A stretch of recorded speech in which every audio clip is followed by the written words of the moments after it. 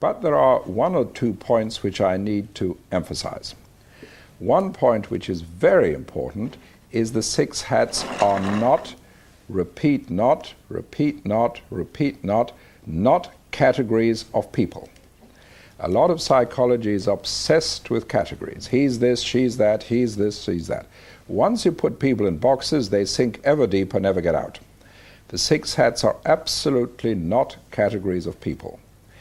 When the hats are in use, everyone at that moment is wearing the same hat. So if the green hat is in use, everyone is metaphorically wearing the green hat.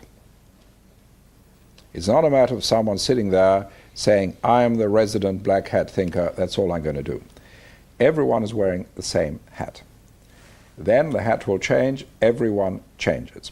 Sometimes I've come across people who've been inadequately trained, got the wrong idea, and they say, we've got a meeting, and should we have one purpose? Here, everyone is looking in the same direction, and everyone should be able to use all hats. Just as when you're driving a car, you should be able to use all the gears. You don't say, well, I'm just a first gear driver, or I only know how to drive in the 4th gear. Use all the gears. Indeed, we often find that people who hitherto have considered themselves black hat critical users, given the hat system, they say, fine, I can do that, but I can also do the creative side. And indeed, they enjoy that possibility, they enjoy that holiday from their normal thinking, the ability to think differently. Now, the second point, which is important, is that if we want to change people's behavior, we usually try and change the person. Religion may say, let's make you a better person, then you'll treat other people better. Then along came Freud and says, if we understand your motives, your behavior, your background, your upbringing, we understand why you do things, that understanding may make you behave better. And then you have various forms of training and sensitivity training, make you a better person, you behave better. Now, all those systems are slow and not very effective in changing behavior. So now we might go back for a moment to Confucius from China. Confucius said, what I'm really interested in is how you behave to others. Not so much what your psyche is, how you behave.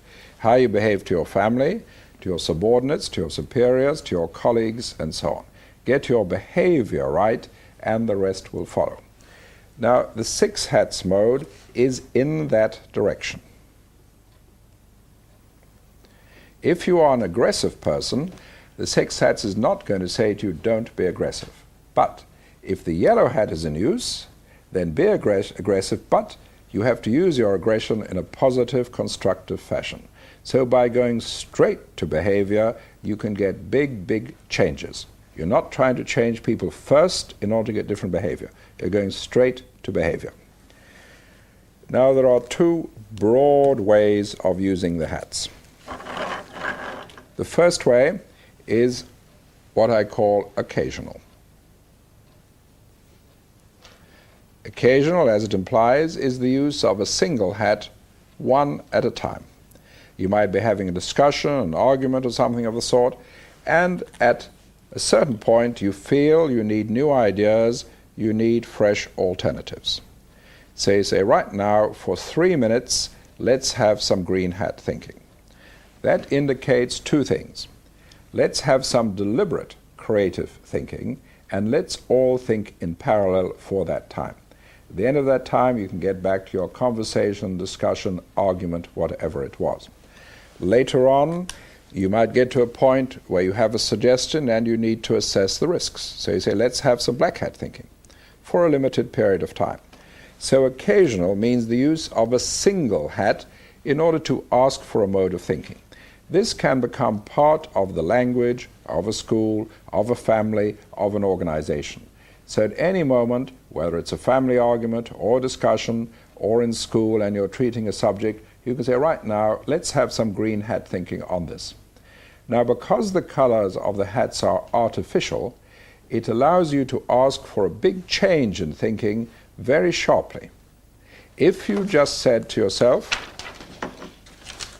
If you just said to yourself,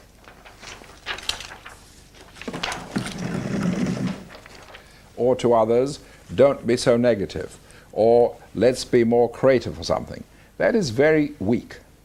Because people take it personally if you say don't be negative, but with the hats it's abstract, it's impersonal, it's remote. You can say it's very good black hat thinking, now let's have some yellow hat thinking. So what you do with the hats, it gives you a language, a symbology for switching thinking as often as you like and as sharply as you like. And that's one of its great advantages. It gives you a way of handling thinking, putting strategy into thinking. Then the second way we can use the hats is the systematic way. Systematic means we put together an agenda, a program of hats, and use them one after the other, going through them sequentially. Now, how much time do we spend under each hat? That will depend on how many people are on the group, but it's much, much better to set a short time, maybe as short as 3 minutes. But if at the end of 3 minutes you're still getting caution ideas, you extend the time as necessary. Much better to set a short time and extend it than to set a long time and sit around wondering what to think next. Now what we find is that with the hats, because the method is so fast, you can say a great deal in a very short time. Because in normal thinking, when someone says something, you are obliged to respond to what has been said, even if only out of politeness. With the 6 hats system, everyone at every moment is thinking about the subject. The ideas are put down in parallel. You do not agree or disagree, you put it down in parallel. So much, much faster. Now, in terms of the systematic use, there are 2 broad approaches to setting up the sequence. The first approach is what we might call preset. Preset means you put the sequence of hats together before you start, and then you go through that sequence one after the other. Preset. Second type is evolving.